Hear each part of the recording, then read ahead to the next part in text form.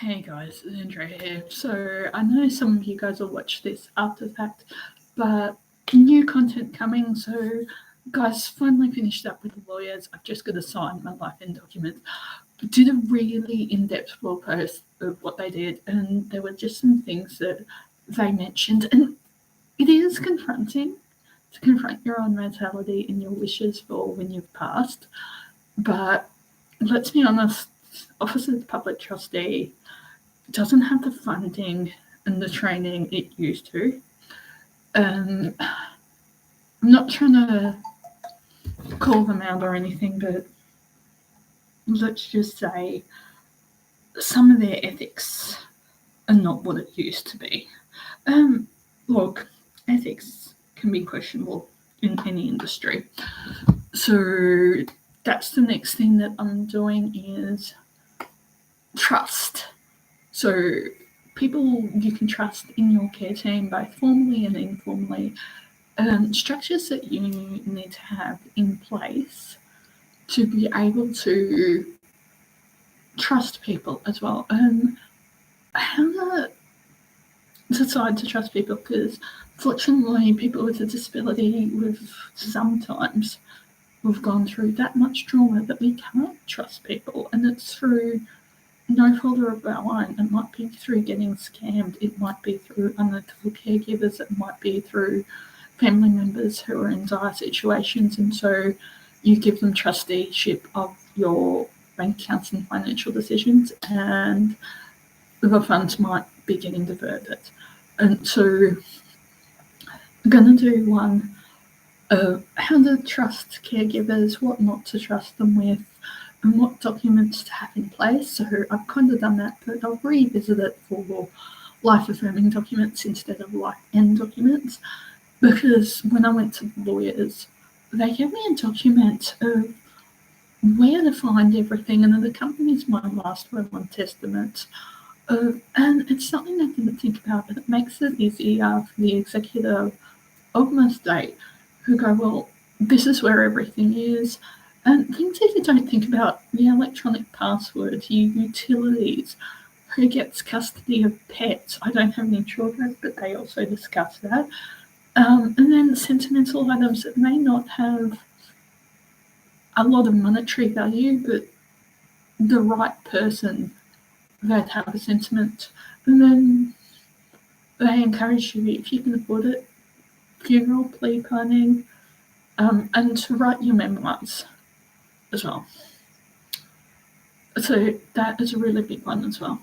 So trust in support is a huge one. So whether you decide to go with an independent caregiver, nursing, or agency is around choice and control. I know my step and I have recorded decision making with a disability and consent. That one I think is live over on the podcast. So that's the thing. It's like, well, how do you trust people? Well, Dr. Jordan Peterson has got some great content on being able to trust people. And one of the fundamental things he says in 12 Rules for Life is tell the truth, or at least do not lie. So what does that mean in reality?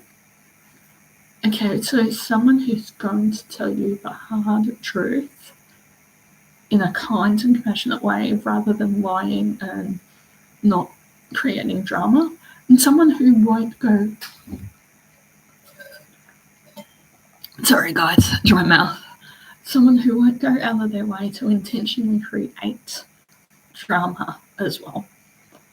And then guys, that they'll be honest and accountable if they are controlling your budget and funds.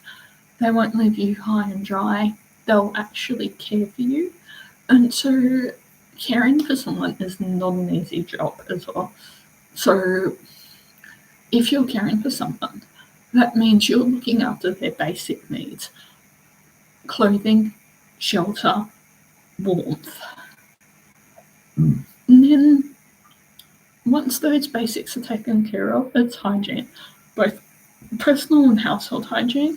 And guys, in my facility, we've had someone test positive for COVID. I'm testing. I'm still allowed to go out.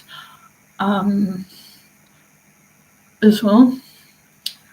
So that's the other one. They'll prompt you and want the best for you. So if you're a content creator like me, they'll encourage you to be doing live streams, to be doing for the training, to have the legal stuff done so you're not doxing others. Will suggest good ideas to you. Like, I just had to check, I didn't have an appointment. I don't have any appointments today, so for support, I'm going to go into the local shopping centre and get a few little things done as well. So, and then, like, caring for, he uses a metaphor of caring for a child. Well, consistency is key. So eating at the same time, same caregivers, sleeping in the same bed, and that gives that same security. And he says about having some flexibility so they can get used to it, but that's also a safety net for people with a disability as well, knowing what's happening as well. Having a consistent paid care team or unpaid care team is really important with that, because that if they don't have a consistent care team and can't trust people, you get into situations where they can't plan their life. Family and friends may be more heavily relied on, and there may be undesirable situations arise as well. And I find it hard to trust myself. I'm learning to trust myself. I'm learning to trust my support team as well, and to be polite if there's problems. But if you can't tell your support agency or support worker, if you decide to go independent, that something's wrong, you don't have a great team. And it's hard to recognise that for some people as well. And this is where your documents like your NDIS care plan, your feeding plans, your advanced health directives, chronic health care plans all become critical as well. And by going to lawyers and having to write down like my internet passwords, including things like Reddit, NFTs, Twitter, my YouTube passwords, my blog passwords, my Substack, and even things like my tax file number, my superannuation, my bank accounts. If I have any streaming subscriptions, how much who is my phone and internet with, if I've got any insurances. It made me also do an unintentional budget and an inventory of what I have in the house, which I found was a really, really good thing. So guys, Deb has come on board as my partner in crime with the podcast. So I will still be doing some stuff on my own with that one as well. So we've done consent with a disability as well, and the documents you need to have, and when consent needs to be breached. And it's not always asking about consent, but it's the way support workers approach things as well. We've also done one, and we do have a few subscription episodes because of the content we do talk about. We did community engagement and community access ideas. We had to get the sillies out, so it is subscription only as well. Then I'm going to be doing a reading list on the blog again of people to research around disability education, general life improvement as well. And guys, going back to paid caregivers, you need to be able to trust them with your banking information, a letter of competency from your doctor for you to be able to handle your own affairs. It's really important. Or to have a nominee or a trustee in place, because then that gives that accountability of having an accountant or a lawyer involved, and they've got to justify where the money has gone as well. Because we've recently had drama in the house over a utilities bill. It turns out to be a bigger drama then I realised apparently the accounting services that my housing use are not very effective. So this is where being able to use discernment, read online reviews of the services that you're going to be using. And this is where I feel through having the Patreon and Substack and the subscribers, I know they're all different sources of income, but a lot of YouTubers and content creators have different sources of income as well, is a good thing because I'm not trying to sell anything. And this is something that Deb said that really hit home, is that don't have all your eggs in one basket, that your support coordinator in this agency, you're supporting this agency as well. Sometimes that may be the only option, but they found that, and I've had this happen to me, that support coordinators who were attached to disability services agencies, whether they be housing, whether they be community access, whether they be day centres, they were feeding that service clients. Again, there wasn't the ethics there. And it's a hard one to talk around with ethics because everyone's got their different view of ethics and professionalism around support, around caregiving, and their own opinions around NDIS, because we're talking about the fraud and misuse. But to me, that's a fairly low percentage of people. This is where I'm in favour of registration and mandatory training. Things that I think, and this is just my personal opinion, should be in there is medication training, feeding training, manual handling. I know manual handling for showering, dressing and changing aids is in there, but pushing a wheelchair, lifting groceries in and out, mobility aids in and out as well, and choosing different types of assistive tech and adaptive clothing. Also going to do one on adaptive clothing because it's quite funny that a lot of people are realising the need for adaptive clothing for wheelchair users and mobility aid users, but the epitome of irony is a lot of it is simply online. So how accessible is it really? Because sometimes a lot of people with disabilities can't afford the internet, don't want to be on the internet, their caregivers don't allow them to be on the internet, and it may be for their own safety, or they're not allowed to shop online through their trustee. And so how accessible is it really if you've got to measure yourself up and you can't feel the fabric, you can't feel the fabric, can't be aware of what you're doing as well. So that's some really interesting things to go around adaptive equipment and adaptive clothing and the need for those as well. And I know that there's some people who are now doing, who used to be either bike mechanics, fitter and turners, or engineers, or even people who are just quite handy with their hands, who can look at something and see how it needs to be fixed, who are doing come to you servicing of things like wheelchairs, mobility aids as well. So rollators, wheelie walkers, Zimmer frames, shower chairs. They're doing professional cleaning of them as well. Absolutely amazing business model as well, because guys, it's actually quite expensive to get new tires for specially built power wheelchairs and manual wheelchairs as well. A lot of people think that they are restrictive, but they're a mobility aid.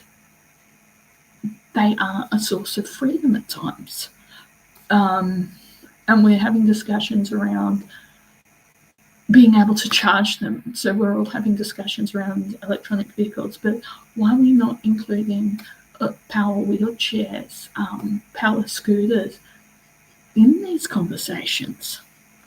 Boggles my mind that when people say they're inclusive, especially that it's Pride Month, and I'm going to say something incredibly controversial here, but when it comes to people with disabilities, it shows how that community doesn't care about people with disabilities who are in that community, but they make very little effort to make it accessible.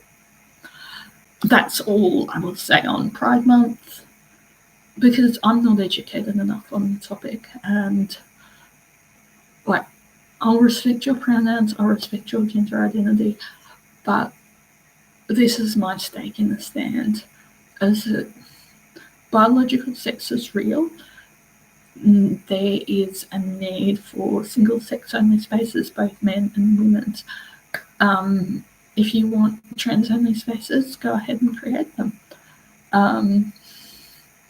But don't expect the world to bend to you as well. So, guys, the other one that after this live I'm going to sit down and record is when good intentions harm.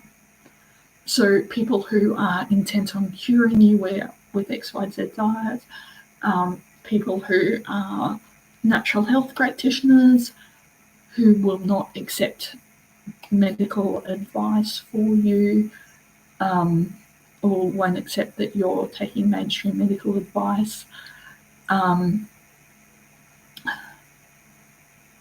People who want to pray for you, people who in the Christian community are sending thoughts and prayers when practical action is more appropriate, people who, and this is starting to be very outdated, but believe because you've got a chronic illness or epilepsy, particularly around epilepsy, that you are cursed.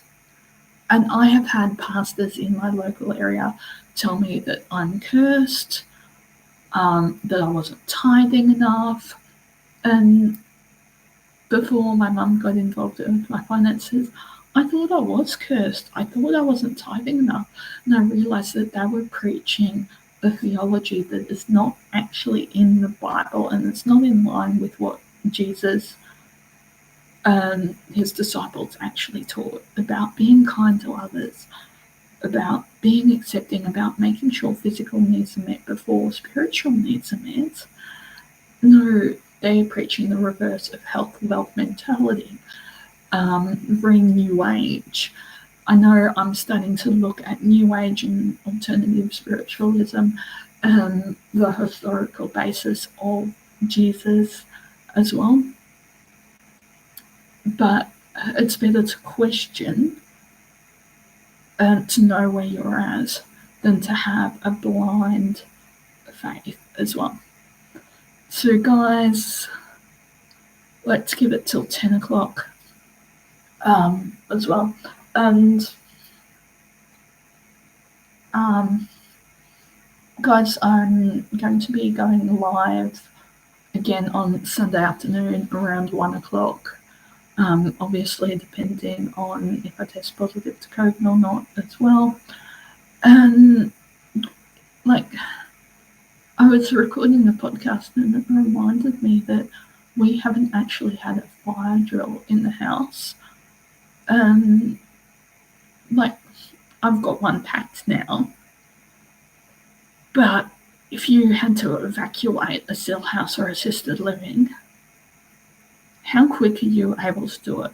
Do your residents have a go bag? Is it packed with appropriate clothing?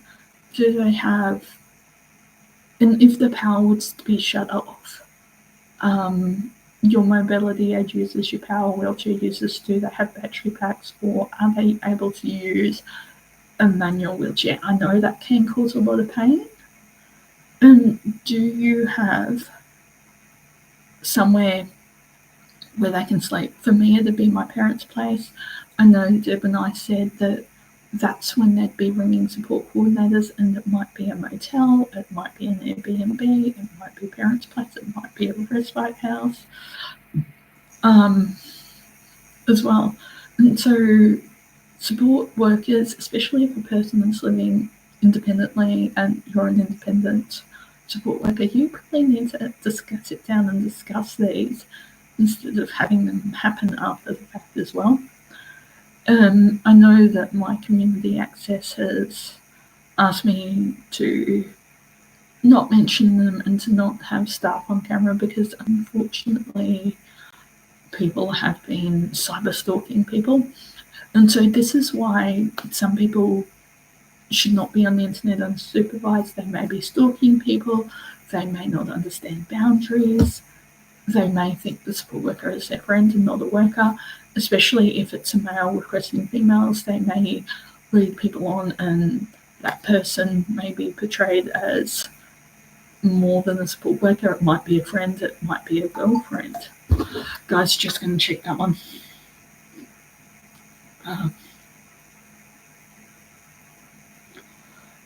So, really interesting one. And the other one is that the place where I go to do exercise suggested, and I'm going to reach out to one of their physios and exercise physiologists, is the difference between them, because their receptionist is originally from America and she had to learn very quickly the difference between a physio, exercise physiologist, personal trainer, coach, and the levels of qualifications.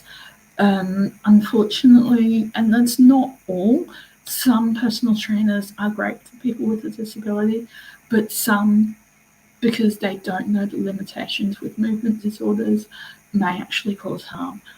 And let's be honest, I'm not trying to run anyone down here, but in some of the health professions, there's a focus on health, but there is a lack of focus on conditions that are considered disability more than anything else as well. And guys, we'll do a health update video around the parasomnias as well, but just need to get a few health practitioners to sign off on what I'm saying and my journey with the parasomnias as well. So guys, I know we've said we'll give it still 10, but I need to deal with this notification. So I'll see everyone Sunday, 1 o'clock as well.